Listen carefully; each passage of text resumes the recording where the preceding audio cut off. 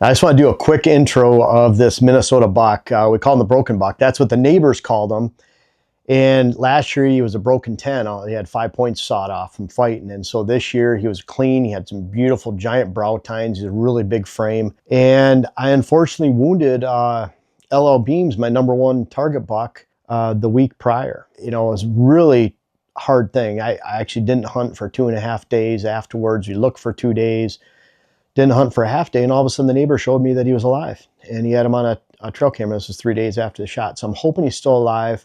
And so that was number one, and the broken buck quickly became my number two. He was one that moved in sometime in mid-October, and he's a beautiful buck. And so I actually sat in a place where I could shoot. You know, I was targeting the broken buck, but it's in a corner where LL Beams can show up to. He's been there before. So as we're going out this afternoon, Dylan and I, to hunt, we're actually going out to sit for LL Beams. We still haven't seen him ourselves on trail camera, but we're hopefully he's alive, and I'm going to still keep hunting him to the end of the season, deer and gun and muzzleloader at least. So bottom line though, this is an awesome hunt. I had to wait till after daybreak. I talk about a post-daybreak stand entrance all the time. You walk through fields that hold deer before daylight. After they clear out, you walk right to the stand. And so I was able to go right through some switchgrass, get into the stand, and it was a chilly morning. The wind was in my face. I was going to sit all day. And but sometime around 11, some things start happening. So why don't you check out this? You can see this drawing here of everything that's here. I'll just show you real quick. It's a field edge. Everything just goes downhill steep in front of me, really steep. So this narrows down into a little bench. It's only about 20 yards across and then widens out in either side, kind of like a bow tie. We have man-made bedding area here, man-made bedding area here, 150 yards on either side, and a water hole right in the middle of that bow tie. And what's cool about that, I'll sit here blowing my scent straight off or straight out into the field like it was this morning. So went across the field, went through the switchgrass, got into position, and I hope you enjoy the story of the broken buck in Minnesota. Well, it's in the 30s. I'm in the stand and all set, all ready to go. Man, that broken buck has been tearing it up back here. I think he was in about 3 times last night. I saw him downhill yesterday. I don't know if he spooked from me. I don't know if he started chasing a doe. I don't think he could see me. I don't think he'd get my wind, but this morning the wind's even better. Going out into the field behind my left shoulder instead of over the top. Yesterday when the wind broke and there's no wind, you just wonder how much is actually going over the top, and letting the thermals work. But this morning, A-okay, and then Jen's in the stand too for Ocho, and he was out a lot last night. Junior was out a lot last night, so pretty good opportunity right here. The fog's just breaking. It's beautiful down below. The fog is coming up out of the valley. So again, I'm in a water hole on a bench. It acts as a perfect funnel.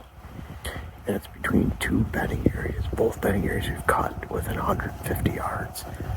So I'm excited about that. They're using the bedding areas a lot. We've worked on those over the last few years. I think the one to the right here is one that I worked on about 4 winters ago, so quite a while ago. And then we've added to it since.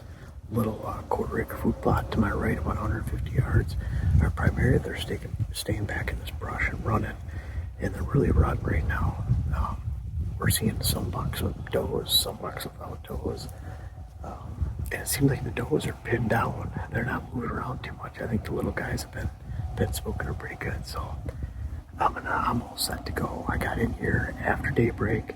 I did clear a deer in the field. I saw a deer running. So hopefully it doesn't bugger up my hunt. But at least there wasn't this 15-20 that could be out here in this corner at any given morning. So time to sit down, sit back, let it get quiet, enjoy the sights and sounds of this beautiful morning. Well, it's right around 11. I've been in here about 4 hours, maybe 4.5 hours. And I had broken, which is my target buck here in Minnesota now. LL Beams hasn't been around for a while, but anyways, broken was right below me with a doe, tending a doe. They were around for about 5 minutes, not moving very fast. It's exactly where I saw him yesterday. I thought maybe I spooked him yesterday, but I didn't know how. I wouldn't be surprised he was with that doe yesterday, and then all night he was running around in here. So they moved off to my left. They're downhill about 50 yards in the brush. They moved off to my left. Really slow. I mean, they could be within 100 yards of me right now. I don't know. But I think I'm gonna have to sit here and wait them out. See if they come back. See if they get a little thirsty, come into the water hole. But man, I've been just watching. It feels like I'm seeing spots now. I'm looking in these leaves and looking down in the brush so much. The sun's finally coming out. I was shivering pretty bad for a little bit. But this wind is just right in my face. Just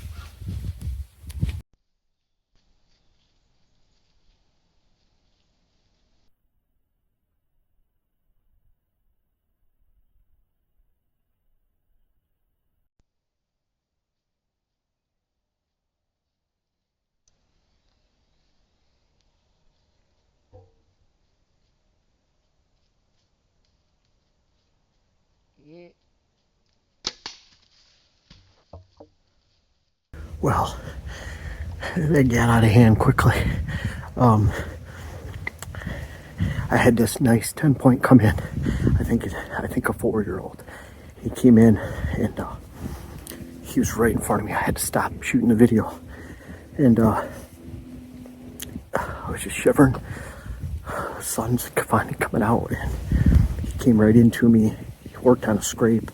He walked right by the water hole, and then he looked back, and I heard something. I looked back, and it was Broken. Broken came in here, and I almost shot at him before he got to the water hole opening. And I waited, tried to be patient. He stopped at like 15 yards straight downhill. I made a high shot. I dropped him right next to the water hole. His legs actually hit the water hole. I shot him again immediately. He was dead within a minute, and he's laying right down in front of me. I just got Broken. Oh my gosh.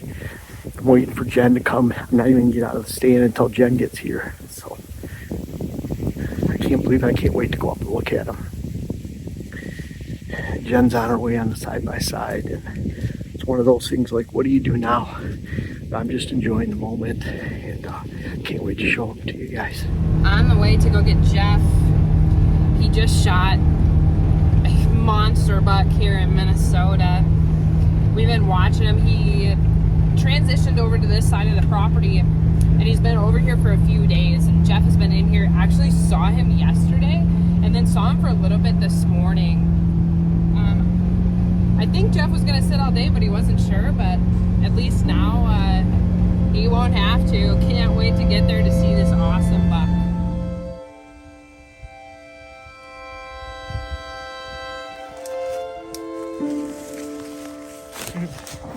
Just got down, Jen's here, and this is gonna be the shortest tracking job ever. He's right there. We haven't gone up to him, so we're gonna go look at him right now. Wow. He is cool. That's the hunt this morning. The Broken buck. He's just an awesome buck. You know, he showed up on camera about a month ago, and he's one of those randoms that you look at and you say, wow, we want to shoot that buck.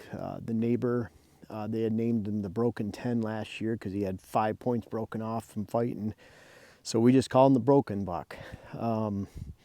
And he really set up shop around this area. I first saw him down below, actually spooked him when I was tracking LL Beams. And LL Beams, the neighbor has him alive, and you know, he hasn't shown back up on camera. So this is my number one. He turned into my number one. Not one that we even knew about going into the season would be the number one, but he's just in that spot where we have bedding area about 150 yards that way, bedding area 150 yards that way. In fact, that bedding area back there, I actually first started working on in the winter of 2020-21. It was the first bedding area we actually started cutting and working on.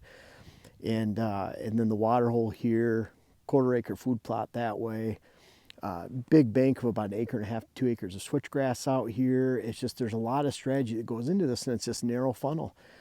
I sat here yesterday, he was just right down there at like 20 yards, 25 yards further, and I couldn't shoot him.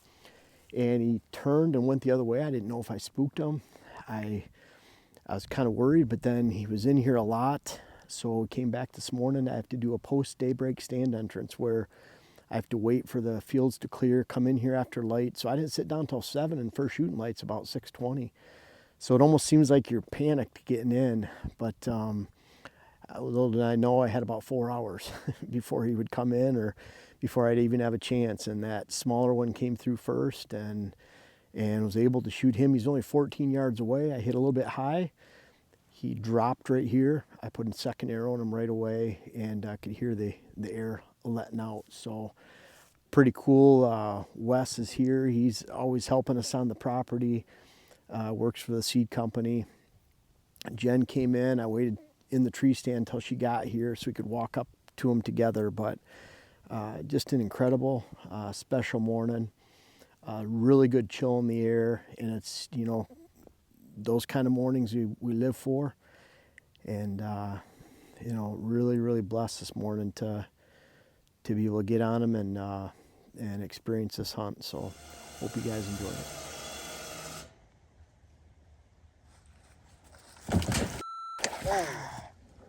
Did you get it?